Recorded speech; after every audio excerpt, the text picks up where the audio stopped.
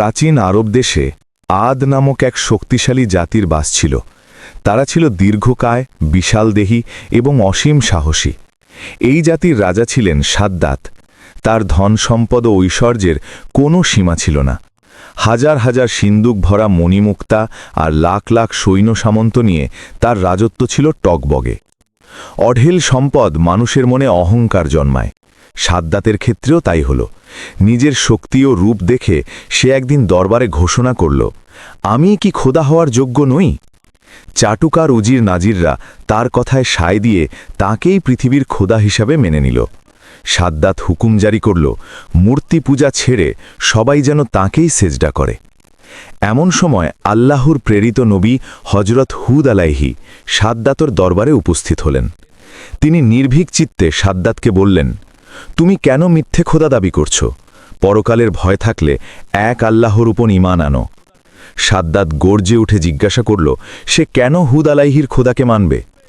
নবী জবাবে বললেন যে আল্লাহ তাকে দুনিয়ায় শান্তিতে রাখবেন এবং মৃত্যুর পর পুরস্কার হিসাবে বেহেশত দান করবেন, যেখানে রয়েছে অতুলনীয় সুখ ও হুর পরীদের সান্নিধ্য। নবী হুদ আলাইহির মুখে বেহেশতের বর্ণনা শুনে সাদ্দাত অবজ্ঞার হাসি হাসল। সে দম্ভ ভরে বলল, তোমার খোদার বেহেশতের জন্য আমি মাথা নত করব না। আমার যে পরিমাণ ধন সম্পদ ও লোকবল আছে তা দিয়ে আমি এই দুনিয়াতেই তোমার খোদার চেয়ে সুন্দর বেহেশত বানিয়ে দেখাব। নবী তাকে সতর্ক করলেও অহংকারী সাদ্দাত তাকে দরবার থেকে বের করে দিল এবং তখনই এক বিশাল কৃত্রিম বেহেশত বানানোর ফরমান জারি করল। সাদ্দাতের হুকুমে উপযুক্ত জায়গার সন্ধান শুরু হলো। অবশেষে আরবের ইয়ামেন প্রান্তরে একটি বিশাল এলাকা, দৈর্ঘ্যে ৮,০০০ মাইল এবং প্রস্থে ৫,০০০ মাইল নির্বাচন করা হলো। সাদ্দাত নির্দেশ দিল, সারা পৃথিবী থেকে সোনা, রূপা, হীরা এবং মণিমুক্তা সংগ্রহ করে আনতে হবে। ইঁটের বদলে সোনা ও রূপার ইঁট ব্যবহার করতে হবে। নহর বা খালগুলোতে পানির বদলে দুধ ও মধুর স্রোত বইবে।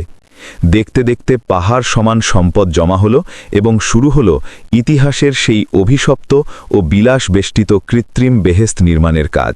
সাদ্দাতের নির্দেশে দুনিয়ার সমস্ত মূল্যবান রত্ন, ইয়াকুত এবং দুর্লভ মার্বেল পাথর সংগ্রহ করা হলো। দক্ষ কারিগররা দিন-রাত পরিশ্রম করে দীর্ঘ ৩০০ বছর ধরে নির্মাণ করল এক অভাবনীয় নগরী, যা সৌন্দর্যে ও কারুকার্যে পৃথিবীর যে কোনো সৃষ্টিকে হার মানায়। এই প্রাসাদের যেদিকেই চোখ যায় সেদিকেই বিস্ময়। চারপাশের দেয়ালগুলো দুর্লভ পাথরে নির্মিত, যেখানে কুশলী শিল্পীদের নিপুণ হাতের ছোঁয়ায় ফুটে উঠেছে চমৎকার সব নকশা। দেয়ালের গায়ে রঙিন পাথর দিয়ে এমন জীবন্ত লতাপাতা ও ফুল তৈরি করা হয়েছে যে ভ্রমরও বিভ্রান্ত হয়ে তাতে বসতে চায়।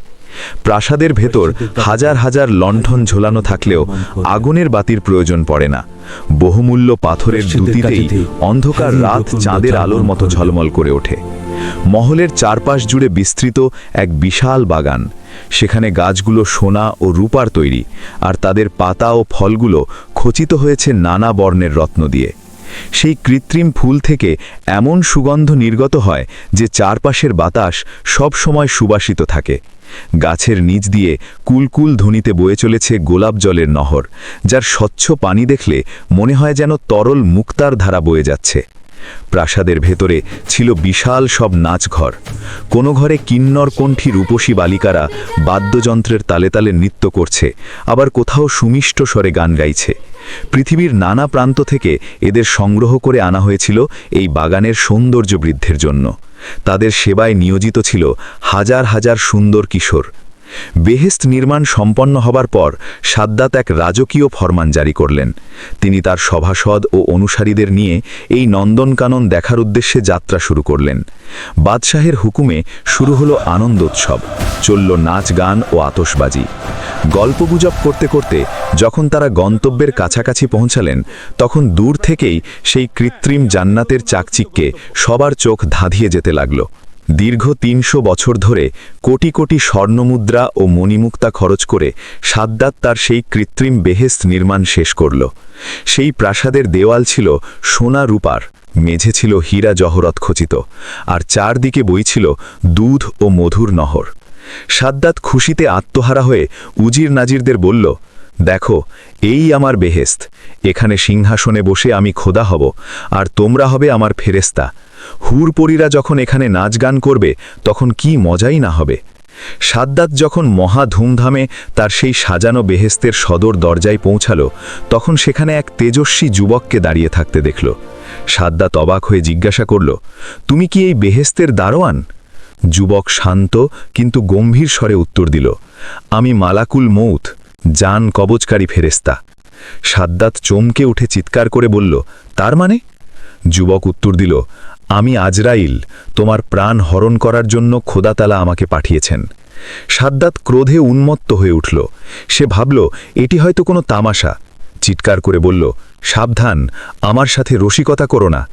সে নিজের খাপ থেকে তরোয়াল বের করে যুবককে আঘাত করতে চাইল, কিন্তু দেখল তার হাত পাথরের মতো শক্ত হয়ে ওপরেই আটকে আছে।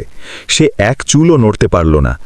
মৃত্যু নিশ্চিত জেনে সাদ্দাত তখন মিনতি করতে লাগল, হে আজরাইল, আমাকে একটু সময় দাও। অনেক সাধ করে, অনেক সম্পদ খরচ করে আমি এই বেহেস্ত বানিয়েছি। অন্তত একবার আমাকে ভেতরে ঢুকতে দাও, একবার ঘোড়া থেকে নামতে দাও। কিন্তু আজরাইল আলাইহি আল্লাহর হুকুম পালনে অনড় ছিলেন। তিনি বললেন, তোমার সময় শেষ। একই সময় আকাশ থেকে এক বিকট ও ভয়ঙ্কর আওয়াজ ভেসে এলো।